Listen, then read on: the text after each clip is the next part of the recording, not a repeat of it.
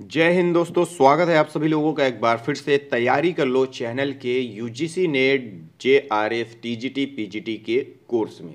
तो दोस्तों यहाँ पे हमने इससे पहले प्रीवियस क्वेश्चन पेपर सॉल्व किया था और 1 जून 2019 का जो क्वेश्चन पेपर था उसे हमने सॉल्व किया था। अब यहाँ दोस्तों हम लोग टॉपिक वाइज टॉपिक जो हमारा सिलेबस है उसके अकॉर्डिंग यहाँ पे क्लास स्टार्ट कर रहे हैं और बीच बीच में प्रश्नोत्तरी की क्लासेस भी हमारी चलती रहेगी। तो अगर आप UGC net JRF TGT PGT या किसी भी शिक्षक पात्रता परीक्षा की तैयारी कर रहे हैं जिसमें हिंदी साहित्य से संबंधित प्रश्न पूछे जाते हैं तो ये चैनल और ये वीडियो आपके लिए बहुत ही महत्वपूर्ण है। तो चैनल को सब्सक्राइब कर लें और बेल आइकन प्रेस कर लें। और अगर आप देखना चाहते हैं कि हम लोगों ने पिछले साल किस तरह से तैयारी की है तो यूजीसी नेट जेआरएफ अक्टूबर 2021 के नाम से हमारे चैनल पर एक प्लेलिस्ट है, उसमें भी कंप्लीट सिलेबस है, तो आप उसे भी देख सकते हैं, चेक कर सकते हैं। तो चलिए आज हमारा पहला टॉपिक है जिसका नाम है भाषा। भाषा शब्द संस्कृत भाष धातु से निष्पन्न है, भाष धातु से उत्पन्न हुआ है जिसका अर्थ है भाष व्यक्तायाम वाची अर्थात व्यक्तवाणी। भाष्यते व्यक्तवाग रूपेण अभिव्यज्यते इति भाषा अर्थात भाषा उसे कहते हैं जो व्यक्तवाणी के रूप में अभिव्यक्ति की जाती है। भारतीय तथा पाश्चात्य विद्वानों ने भाषा की परिभाषा निम्न ढंग से प्रस्तुत की है। सबसे पहले यहाँ पे देखते हैं भारतीय विद्वानों ने किस प्रकार से प्रस्तुत किया है। तो व्यक्तावाची वर्णा येसा ता इमे व्यक्तवाचा अर्थात जो वाणी वर्णों में व्यक्त हो उसे भाषा कहते हैं। ये पंतजलि की परिभाषा है भाषा पर। दूसरा है भाषा वह साधन है जिसके द्वारा मनुष्य अपने विचार दूसरों पर भली भांति प्रकट कर सकता है और दूसरों के विचार आप स्पष्टया समझ सकते हैं। ये कामता प्रसाद गुरु की परिभाषा है। फिर तीसरा है कि मनुष्य और मनुष्य के बीच वस्तुओं के विषय में अपनी इच्छा और मति का आदान प्रदान करने के लिए व्यक्त ध्वनि संकेतों का जो व्यवहार होता है उसे भाषा कहते हैं और ये परिभाषा डॉक्टर श्याम सुंदर दास जी की है। फिर है कि भाषा मनुष्यों की उस चेष्टा या व्यापार को कहते हैं जिससे मनुष्य अपने उच्चारणोपयोगी शरीरावयवों से उच्चारण किए गए वर्णनात्मक या व्यक्त शब्दों द्वारा अपने विचारों को प्रकट कर सकते हैं। ये डॉक्टर मंगलदेव शास्त्री द्वारा दी गई परिभाषा है। जिन ध्वनि चिन्हों द्वारा मनुष्य परस्पर विचार विनिमय करता है उनको समष्टि रूप से भाषा कहते हैं। ये बाबू राम सक्सेना की परिभाषा है। फिर है अर्थवान कंठोदगीर्ण ध्वनि समष्टि ही भाषा है। ये सुकुमार सेन की परिभाषा है। फिर है कि भाषा निश्चित प्रयत्न के फलस्वरूप मनुष्य के सुख से निःसृत व सार्थक ध्वनि समष्टि है जिसका विश्लेषण और अध्ययन हो सके। ये परिभाषा है डॉक्टर भोलानाथ तिवारी जी की। फिर है भाषा यादृच्छिक रूढ़ उच्चारित संकेत की वह प्रणाली है जिसके माध्यम से मनुष्य परस्पर विचार विनिमय सहयोग अथवा भावाभिव्यक्ति करते हैं। ये आचार्य देवेंद्र नाथ शर्मा की परिभाषा है। फिर है कि ध्वन्यात्मक शब्दों द्वारा हृदयगत भावों तथा विचारों का प्रकटीकरण ही भाषा है। ये डॉक्टर पांडुरंग दामोदर गुड़े द्वारा दी गई भाषा की परिभाषा है। अब पाश्चात्य विद्वानों द्वारा क्या कहा गया है, जैसे क्रोचे हो गया, मैक्स मूलर हो गया, ओत्तो हो गए, इसी तरह से देख लेते हैं कि पहला है कि भाषा और कुछ नहीं केवल मानव की चतुर बुद्धि द्वारा आविष्कृत एक ऐसा उपाय है जिसकी मदद से हम अपने विचार सरलता और तत्परता से दूसरों पर प्रकट कर सकते हैं और जो चाहते हैं कि इसकी व्याख्या प्रकृति की उपज के रूप में नहीं बल्कि मनुष्यकृत पदार्थ के रूप में करना उचित है। यह परिभाषा है मैक्स मूलर की। दूसरा है ध्वन्यात्मक शब्दों द्वारा विचारों का प्रकटीकरण ही भाषा है। ये हेनरी स्वीट की परिभाषा है। फिर है भाषा उस स्पष्ट, सीमित तथा सुसंगठित ध्वनि को कहते हैं जो अभिव्यंजना के लिए नियुक्त की जाती है। ये क्रोचे द्वारा दी गई परिभाषा है। भाषा एक प्रकार का चिन्ह है। चिन्ह से तात्पर्य उन प्रतीकों से है जिनके द्वारा मनुष्य अपना विचार दूसरों पर प्रकट करता है। ये प्रतीक भी कई प्रकार के होते हैं, जैसे नेत्रग्राह, श्रोतग्राह एवं स्पर्शग्राह। वस्तुतः भाषा की दृष्टि से श्रोतग्राह प्रतीक ही सर्वश्रेष्ठ है। ये परिभाषा है वांद्रेय की। फिर अगली परिभाषा है कि मनुष्य ध्वन्यात्मक शब्दों द्वारा अपना विचार प्रकट करता है। मनुष्य मस्तिष्क वस्तुतः विचार प्रकट करने के लिए ऐसे शब्दों का निरंतर उपयोग करता है। इस प्रकार के कार्यकलाप को ही भाषा की संज्ञा दी गई है। ये परिभाषा दी है ओत्तो येस्पर्सन ने। फिर अगली परिभाषा है कि विचारों की अभिव्यक्ति के लिए जिन व्यक्त एवं स्पष्ट ध्वनि संकेतों का व्यवहार किया जाता है उन्हें भाषा कहते हैं। ये परिभाषा है गार्डिनर द्वारा दी गई। फिर परिभाषा है भाषा यादृच्छिक ध्वनि संकेतों की वह प्रणाली है जिनके माध्यम से मानव परस्पर विचारों का आदान प्रदान करता है। यह परिभाषा ब्लॉक तथा ट्रेगर द्वारा दी गई है। फिर अगली परिभाषा है कि भाषा यादृच्छिक ध्वनि संकेतों की वह पद्धति है जिसके द्वारा मानव समुदाय परस्पर सहयोग एवं विचार विनिमय करते हैं। ये परिभाषा है श्रुतेवा द्वारा दी गई। फिर अब एक चीज पूछता है इसमें से सिद्धांत और प्रवर्तक। तो यहाँ पे भाषा की उत्पत्ति के प्रमुख सिद्धांत तथा उनके प्रवर्तक के बारे में दिया गया है। दिव्योत्पत्ति डिवाइन थ्योरी, इसके प्रवर्तक हैं प्राचीन धर्म ग्रंथ।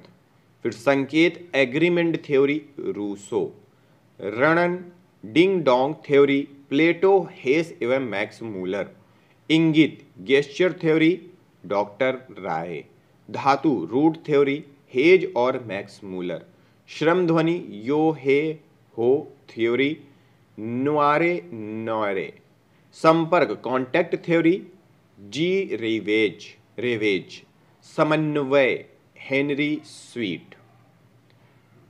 सन 1866 ईस्वी में पेरिस में भाषा विज्ञान की एक समिति ला सोसिएटे डी लिंग्विस्टिक ने अपने अधिनियम में निर्देश दिया कि भाषा की उत्पत्ति और विश्व भाषा निर्माण इन दो विषयों पर विचार नहीं किया जाएगा। पहला, भाषा की विशेषताएं एवं प्रवृत्तियां विचार नहीं किए जाएंगे, ये उन्होंने उसमें कहा था। फिर है कि भाषा की विशेषताएं एवं उसकी प्रवृत्तियां।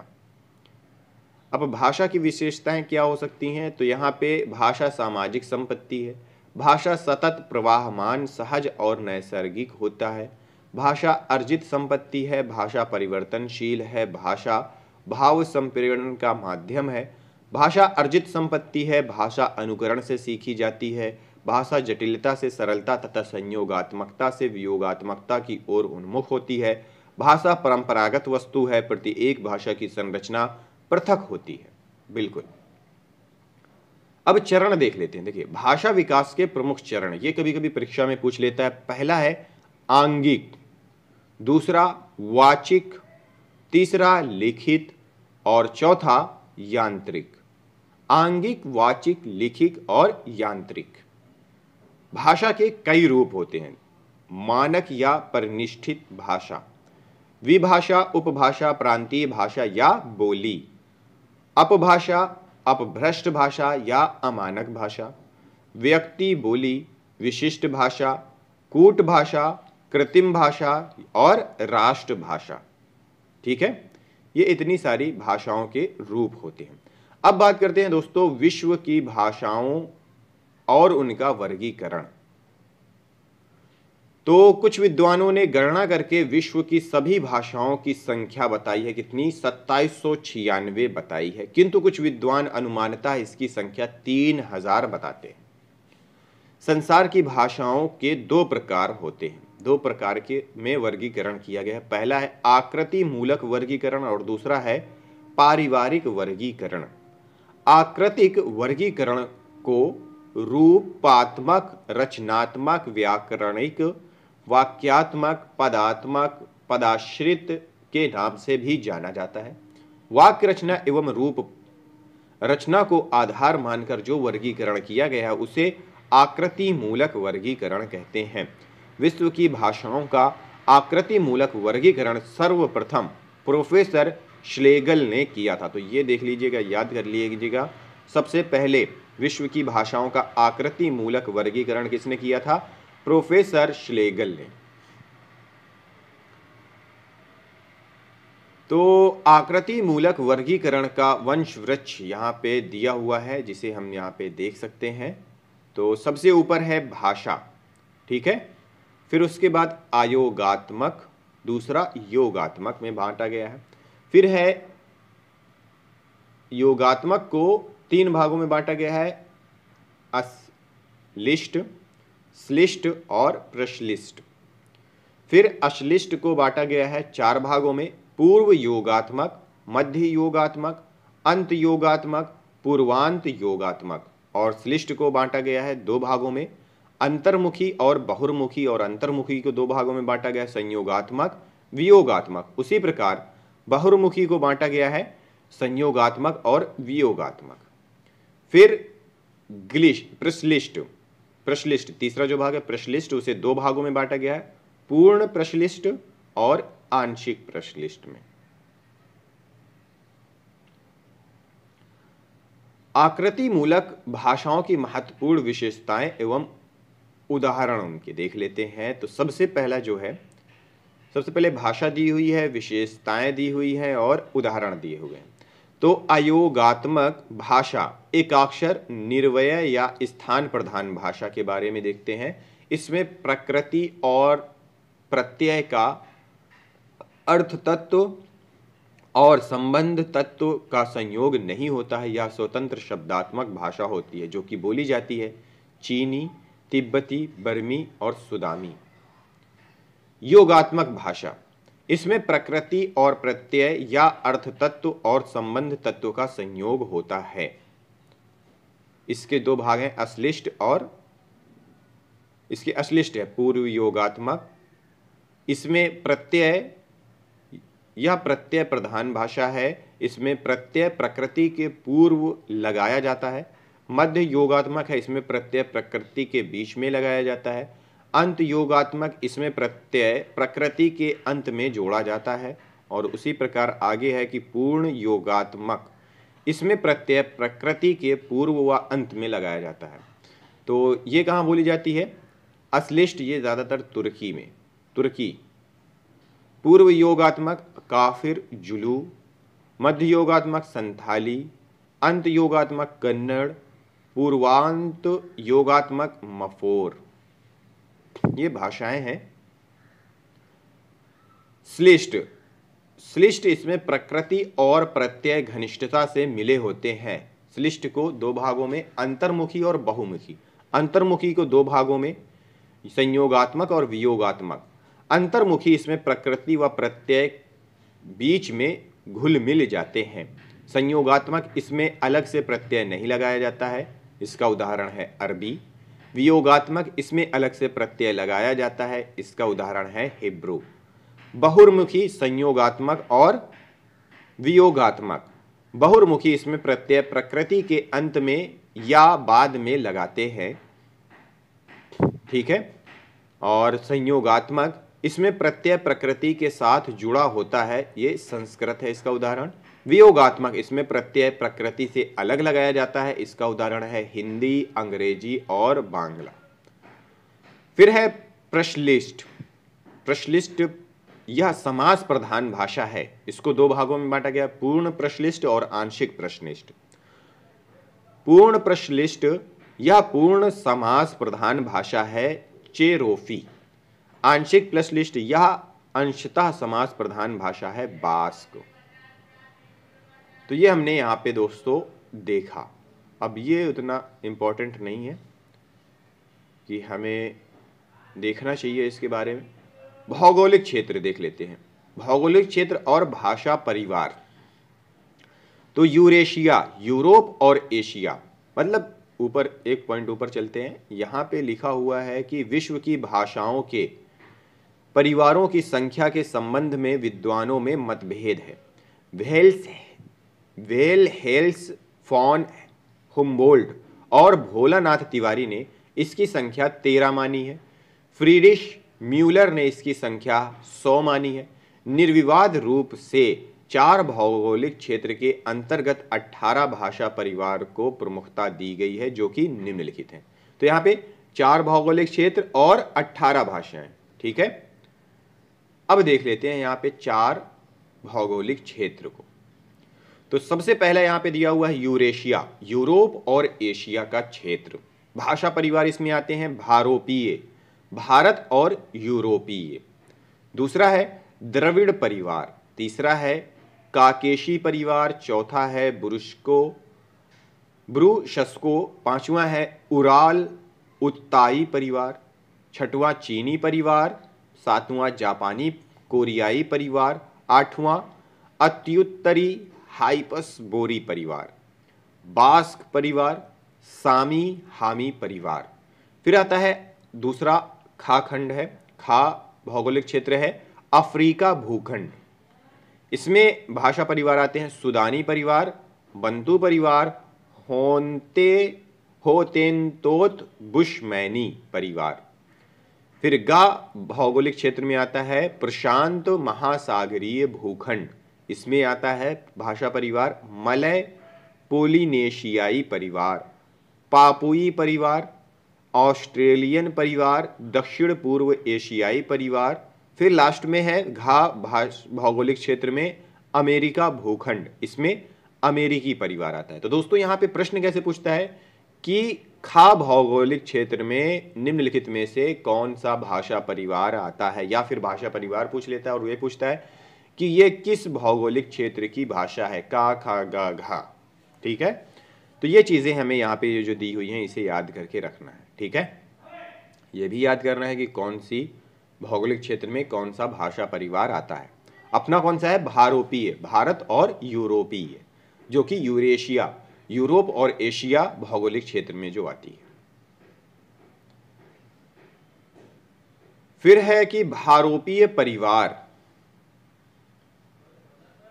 भारोपीय परिवार को इंडो जर्मनिक, आर्य परिवार, भारत हित्ती परिवार के नाम से भी जाना जाता है, आर्य परिवार के नाम से भी जाना जाता है, ठीक है। भारोपीय परिवार की 10 शाखाएं, जिन्हें ध्वनि के आधार पर शतम, सतम और केंतुम 2 वर्गों में बांटा गया है। भारत ईरानी आर्य, बाल्टो स्लाविक, आर्मीनी, अल्बानी Illyrian, Germanic Teutonic, Celtic, Greek, तोखरी, हिटाइट, इटालिक, ठीक है। डॉक्टर गिरियर्सन ने भारत ईरानी आर्य की 3 उपवर्गों का उल्लेख किया है। पहला ईरानी, दूसरा दरद और भारतीय आर्य भाषा।